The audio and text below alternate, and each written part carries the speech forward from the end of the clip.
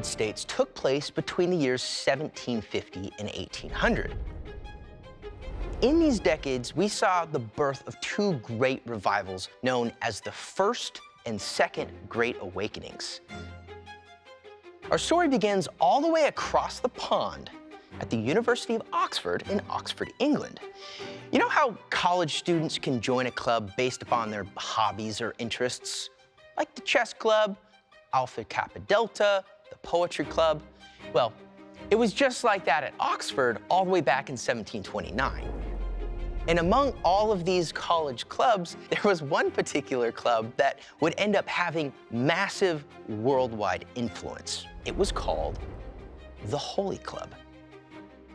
The members of this club didn't come up with this name themselves. It was given to them by fellow college students as an insult. And for better or worse, that insult stuck. So, who were these members of the Holy Club? You might actually recognize some of their names, like John Wesley, who founded the Methodist Church, and his brother, Charles Wesley, who was a prolific hymn writer. John Gamble, the future bishop of the Moravian Church. John Clayton, a distinguished Anglican churchman.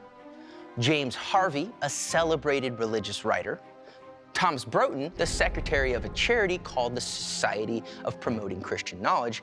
And finally, George Whitefield, possibly the most influential figure from the First Great Awakening. What made this Holy Club so special?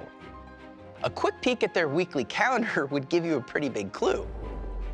They received Holy Communion once a week, they studied the Greek New Testament, they took food to poor families, they visited lonely prisoners, they taught orphans to read.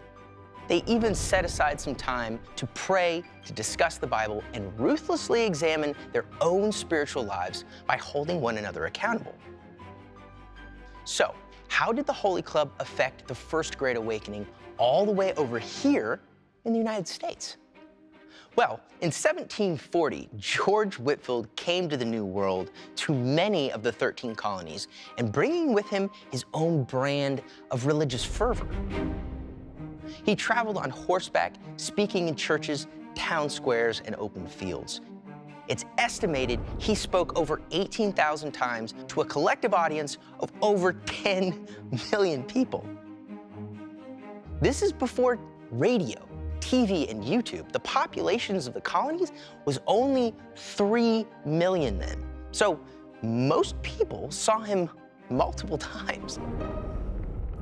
Another Holy Club member, John Wesley, also sailed to the colonies with the intention of reaching the native tribes.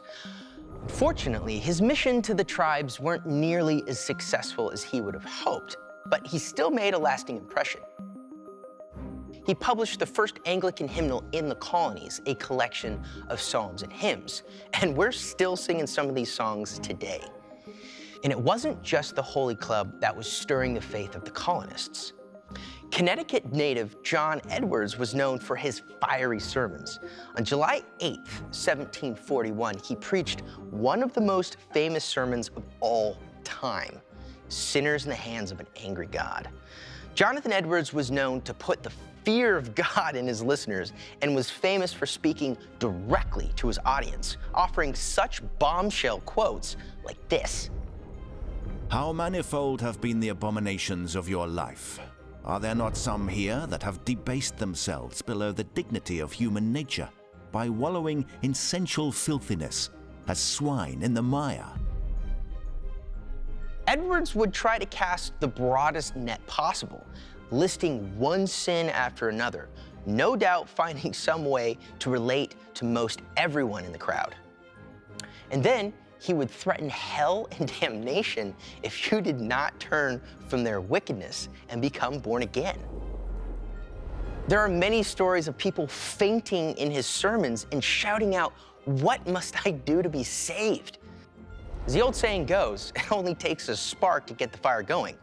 Jonathan Edwards' preaching set the colonies ablaze. Another famous minister at the time was Jonathan Mayhew.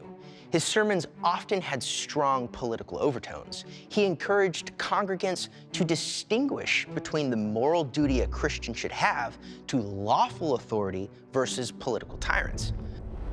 Jonathan Mayhew's sermons even inspired the early motto of the American Revolution: "Rebellion to tyrants is obedience to God." You might be thinking America was founded by deeply religious people. Of course they would turn up to revival meetings, right? Well, not exactly. You see, this was all taking place during the age of the Enlightenment. Science and humanism was all the rage and was elevated over religious piety. In some circles, religion seemed out of step with times. Isn't it funny how some things never change? In a way, the First Great Awakening was a reaction against this creep of secularization into society. The colonies were plagued by another social ill: religious division. In those days, the colonies acted more like separate nations. They had different currencies, different militias, even different official religions. Pennsylvania was Quaker, Virginia and South Carolina were Anglican, New York was Dutch Reformed, and so on and so on. In Virginia, for example, Anglicans would imprison Quakers or Baptists who dared to preach without state approval. Today, denominational differences between churches may not seem like a big deal to most people of faith, but this wasn't the case back then. Most denominations were extremely rigid and formal in their structure, and their laws or rules of membership reflected this. When it came to unity, the church was asleep. But these revival speakers helped wake her up big time. Now, back to George Whitefield, one of our Holy Club alums. He once gave a famous sermon, Father Abraham, that took the issue of unity head on. In his theatrical manner, Whitefield pretended to be at the gates of heaven talking with Abraham himself. The sermon is really long, so here's a few highlights. Father Abraham, whom have you there with you? Have you Catholics? No. Have you Protestants? No. Have you Anglicans? No. Have you Presbyterians? No. Quakers? No. Anabaptists? No. God help us all to forget party names and to become Christians in deed and in truth. Whitefield traveled along the coast 7 times, each time his fame growing bigger and bigger. And he preached to everyone: common people, slaves, even Native Americans. Over the course of just 3 days in Boston, he preached to 19,000 people. There had never been a speaker like him before. Mr. Whitefield even developed a close relationship with legendary founding father Benjamin Franklin. For all you American history buffs out there, you're probably aware that Benjamin Franklin is commonly believed to be the least religious founding father.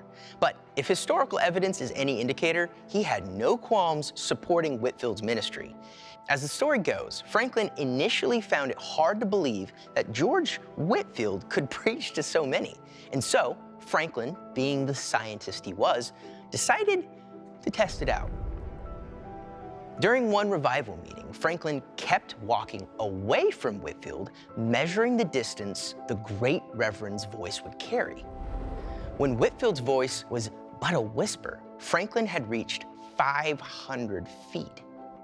He then calculated the area of the semicircle around Whitefield and came to the conclusion that his famous voice could be heard by over 30,000 people in an open-air environment. In George Whitefield, Franklin saw a fellow intellectual who strived to use his gifts for the public good. He even helped publish some of Whitefield's evangelistic tracts. After hearing one of his famous sermons, Franklin had this to say of his lifelong friend. Wonderful change soon made in the manners of our inhabitants, from being thoughtless or indifferent about religion. It seemed as if all the world were growing religious, so that one could not walk through the town in an evening without hearing psalms sung in different families of every street. Revival was spreading through the colonies like wildfire, and it was changing everything. Once divided colonies were now finding common ground in their faith. In essence, they all began to sing the same song. Like Jonathan Edwards, George Whitefield preached a gospel emphasizing personal salvation over a person's denominational or political affiliations. According to him, many church congregations were dead. His reasoning, and I quote, "because dead men preach to them." Whew. During this time, there was a revolution in the way people saw the Bible. The sermons preached during the First Great Awakening inspired a brand new way of thinking. People began looking to the Bible for answers on the complex issues of their day. I'll give you a few examples. After a great fire in Boston, beloved minister Jonathan Mayhew gave his sermon entitled "A Sermon Occasioned by the Great Fire in Boston, New England." After England had levied yet another unfair tax on the colonies, this time on stamps, Reverend Charles Chauncey preached his sermon, "A Discourse on the Good News from a Far Country." This sermon was an open rebuke on Britain's unfair tax policies. When colonists wondered how they should or shouldn't support their home country, Reverend Samuel Davies, who was known as the greatest pulpit preacher in America, gave a sermon entitled "Religion and Patriotism." Again and again, we find evidence that the beloved preachers of the First Great Awakening were looking to the Bible for answers on the big questions of their day, even political ones like resisting tyrannical rulers, limiting the power of government, establishing equal rights, and abolishing the slave trade. When you look at our history, it's easy to see that many of the revolutionary ideas that formed America actually came straight from the Bible. The First Great Awakening brought with it big ideas, many of which are still highly regarded today. Everyone is born a sinner. Everyone can be saved if they confess their sins to God, which is basically the concept of the sinner's prayer. Everyone should have a direct and even emotional connection with God. This was especially emphasized by the great speakers Jonathan Edwards and George Whitefield. And finally, religion doesn't have to be formalized or denominationalized. A person's faith can be casual and personal. As the First Great Awakening was drawing to a close, the colonists were questioning the rigid authority structures that upheld the old denominations. As a result, religious differences were disappearing. The colonies were uniting. If I could give you one big takeaway from the First Great Awakening, it would be this: unity. This First Great American Revival brought the divided colonies together. And in the midst of this unite, a common enemy began to emerge: tyrannical Britain. The seeds of America's independence had been officially planted, and the faithful men and women of the colonies were ready to establish a new union, which would allow people to worship God according to their own convictions.